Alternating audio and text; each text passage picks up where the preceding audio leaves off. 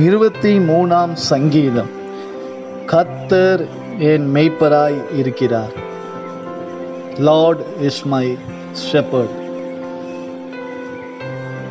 கர்த்தர் என் மேய்ப்பராய் இருக்கிறார், நான் தாழ்ச்சி அடையேன். என் ஜீவனுள்ள நாளெல்லாம் நன்மையும் கிருபையும் என்னை தொடரும். நான் கர்த்தருடைய வீட்டிலே நீடித்த நாட்களாய் நிலைத்திருப்பேன். இந்த 2 வசனங்களை இந்த நாளிலே நாம் தியானித்து ஜெபிப்போம். நானே நல்ல மெய்ப்பன் தன் ஆடுகளுக்காக ஜீவனை கொடுக்கிறான் என்று இயேசு கிறிஸ்து வாழ்ந்த காலத்திலே சொல்வதை பார்த்து இருக்கிறோம். ஒரு மெய்ப்பன் தன் ஆடுகளை அறிந்திருக்கிறான். ஆடுகள் அந்த சத்தத்துக்கு செவி கொடுக்கும் என்று சொல்லி பார்க்கிறோம்.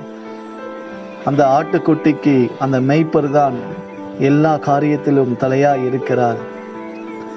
நாம் அவருடைய ஆடுகளாய் இருக்கிறோம். நம்முடைய வாழ்க்கையில எடுக்கிற ஒவ்வொரு முடிவும் அது மெய்ப்பனை சார்ந்தே இருக்க வேண்டும்.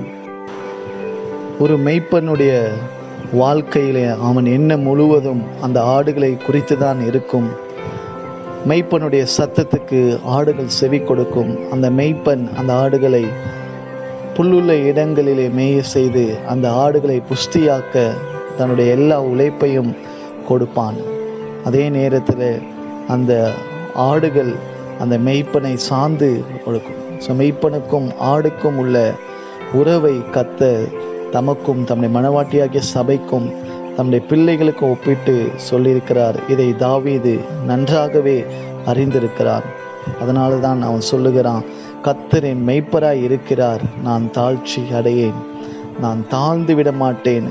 எந்த சூழ்நிலையிலும் கர்த்தர் என்னை ஒரு கீழான வாழ்க்கைக்கு கொண்டு போக மாட்டார் என்று சொல்லி அவன் உறுதியாய் நம்பியிருந்தான். எந்த சூழ்நிலையிலும் நான் வெட்கப்பட மாட்டேன், ஏனென்றால் கர்த்தர் எனக்கு மெய்ப்பராய் இருக்கிறான் என்று சொல்லி அவன் நம்பியிருந்ததினாலே அந்த அதிகாரத்தின் முடிவிலே அவன் சொல்லுகிற காரியம், என் ஜீவன் உள்ள நாளெல்லாம் நன்மையும் கிருபையும் என்னை தொடரும்.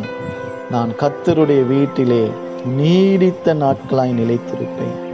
அந்த ஜீவன் இந்த இம்மைக்குரிய வாழ்க்கைக்கு மாத்திரமல்ல, மறுமையிலும் அந்த ஜீவன் கர்த்தருக்குள் பிரவேசித்து அந்த கர்த்தருடைய வீட்டிலே நீடித்த நாட்களாய் நிலைத்திருக்கும். அந்த நீடித்த நாட்கள் அது என்றென்றைக்கும் அவரோடு கூட நாம் தங்கி இருக்க போகிறோம்.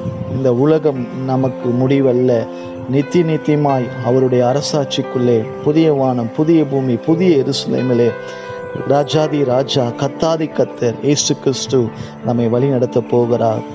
சபையே, உன்னுடைய முடிவு இந்த உலகத்தோடு அல்ல.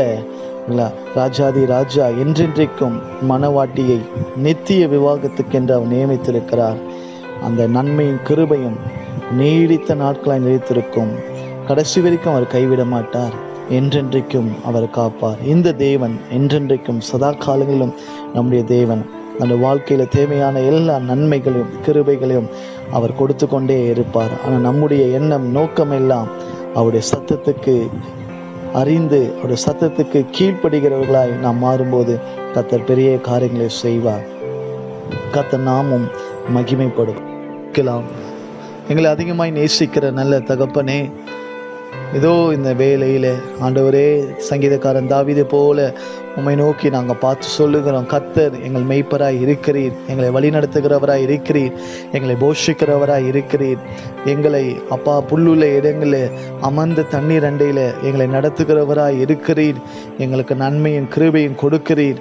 அப்பா, நாங்கள் உம்முடைய வீட்டில் நீடித்த நாட்களாய் நிலைத்திருக்க போவதுக்காக நாங்கள் நன்றி செலுத்துகிறோம். அப்பா, உம்முடைய கிருபை எங்களோடு கூட இருப்பதுக்காக நாங்கள் நன்றி செலுத்துகிறோம். சுவாமி, எங்களை ஆசீர்வதிங்க, எங்களை பலப்படுத்துங்க.